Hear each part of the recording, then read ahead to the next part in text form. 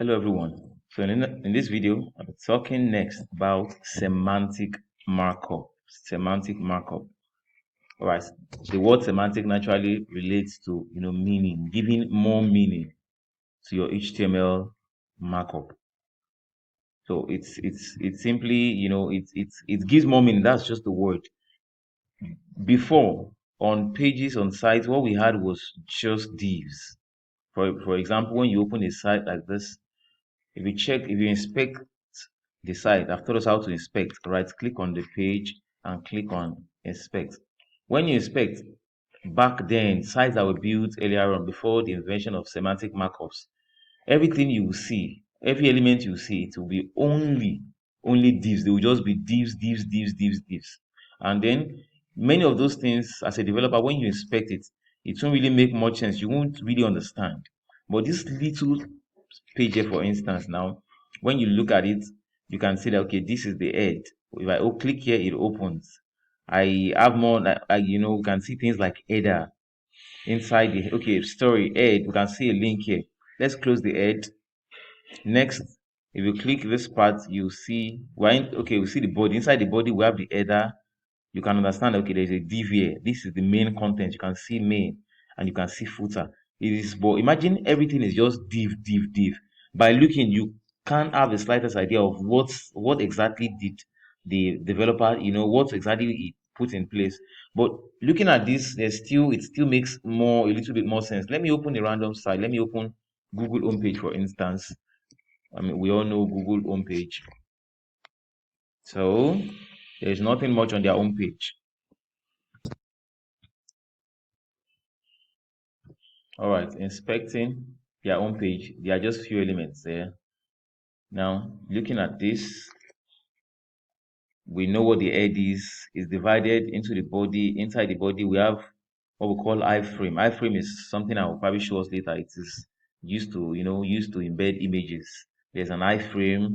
Everything is segmented semantically. It's well arranged, not just everything div. Imagine if everything is just like, for instance, now div, you don't have an idea of. Okay, fine. There's a div. Imagine everything was just div. You don't even know which is which. You don't know what is what. You don't know where is the header, where is the footer. Everything will just be div. So that was the idea of introducing semantic markups. Newer names were brought up. So now you have things like iframe. You scroll down. Okay, we have a div here. These are I think there's no much there. Let me scroll down. There's something else. This is a very simple this thing anyway. So if you open a more complex website, let me see. Okay, we opened this one already. If I open a more complex website, let me see if I can get something bigger. All right, this is Coursera.com, Coursera.org rather. Let's inspect and see what their own markup looks like. Okay, now if you look at this, we already know what the HTML. We can see the head, and then inside the body, if I click this, I close everything. You can see that a normal HTML page is always divided into two. The head, inside the head, you will have, wow, you have, okay, they have their CSS styles nested inside the head. Their meta properties are all, wow, okay. They have their meta properties there. They have links. Let's scroll down to see what else is inside. They have series of links, so many links. All right, let's close the head and see the body, inspect the body. The body, we have the div. Now, this one being a div, you don't have an idea of what this could mean. Naturally, this is also a div. Inside this div, we have this div here, which we don't have an idea of what the whole mean. So imagine if everything was just written as this, you won't even have an idea. But now we have an header. We know what an header is likely to be. We have an header. Can see that once I put my mouse over it, it is highlighting this portion, and that's where the navbar is. If you notice, every time I highlight on something, this place, you see an highlight over here as well. So here's the header. We know what the header is. This is the main. We know what a main is. It's not just a div, it's a main content. And we can see that the whole main content of this site was nested here. That's why this whole area was, shaded. We have the main, there's a div here. This is a different section now. We have a different section here. Now we have divs here. We have sections, div, and then the end of main, we have another div, which is like the footer. So the idea of semantic markups is just to give, make it more meaningful, not just having 50 divs inside your HTML file. So we have probably talked about a few of them. So instead of the idea is, okay, instead of just using strictly divs, you can use more specific elements like section, article, nav, main, header, footer, aside, summary, and details. So I'm just going to pick them one after the other. Okay, already we've talked about footer. You know what the footer is. I've shown you already. The footer is at the bottom of a page that comes with a few links. And let me see what I have here. This is a footer. Let me close this. This is a footer, for instance. Okay, let's use this one.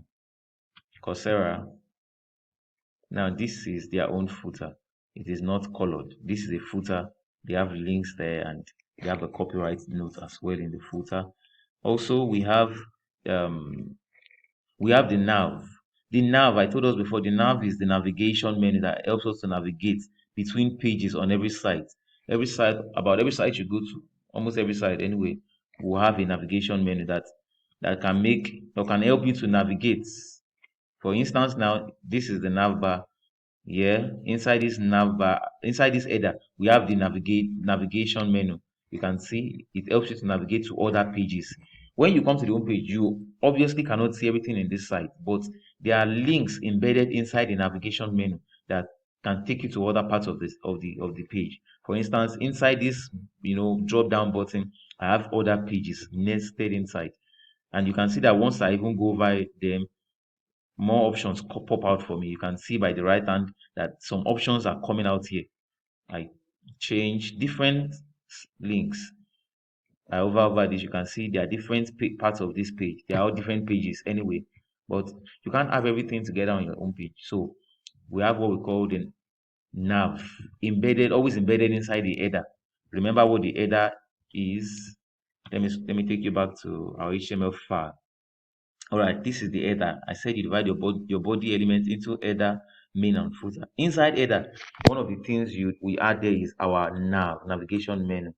So inside the navigation menu, you can now add, what's this? You can add links.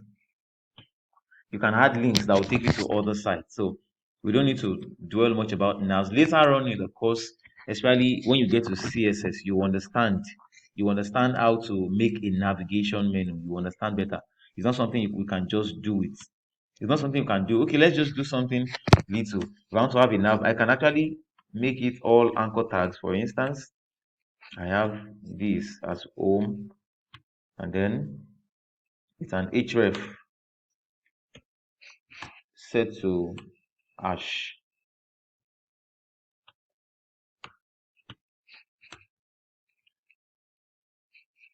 And then I think we have three. Yeah, I think we have about 4 pages in this project. So the next one is about. We have the about page, about page. The next thing is we have the gallery, and we have the contact us page, or contact us, anyhow how you like it. Contact. What have I done wrong? I've done something wrong.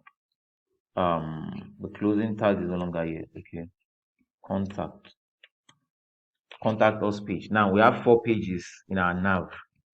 And then this one, since we have a link already, about.html, this one, gallery.html. We've done something like this already before anyway. Contact.html. So when I save, let's look at what we have. Where is our job searcher? Now, can you see? It is just there. That is one approach. I can as well have it. Most sites, you actually see them have it like this. Let me do. How do I do this? Okay, you're going to see in most sites. This is how you're going to see their navbars. They have a UL and another list. We've talked about list items already. I open it. Inside each list, I have an li. So for inside the li, what you're going to do is you're going to nest an anchor tag inside each li. So inside the li, I wrap an anchor tag with the word home. So I do that for every of them. How do I do this? Let me duplicate Let me duplicate this. We have 4 pages, so I'll just cut the others and paste them. It will still give me the same result, but this is probably like it's a more standardized way of achieving this. I mean, on most sites you will see this is probably what you will see. You would rarely see people making. It's not like you can't do it. You can actually do it that way, but well, why it's the standard, I really don't know, because you can actually achieve one thing about web, coding. You should understand is there is actually not always a single approach to solving one problem. You can actually have more than one approach. So using just anchor tags for your navbar is one approach, and then using UL, using the another list, and then having LIs and nesting the anchor tag inside is also another option. If I do it now, it's going to be the same, just that this time around it is more complicated. But with CSS, you can remove all of these things and all these underline buttons. I can make everything look like this one that I have here. Let me close this. You can see how this one is looking. Arrange everything. I can do all of this as well. Arrange it. This and probably an H1. I have this search. I have this ULs. All of them are all nested inside. With CSS, you can do all of that. Make them align straight. Give them a background color. That's all done with CSS. So just that is just by the way. So that we've talked about navs already. You know what navs are for. We've talked about the main. We've talked about header. We've talked about footer. So in the next video, I'm going to talk about the remaining 4: section, element, article, aside, summary, and okay, details. That's 5 of them. So see you in the next video.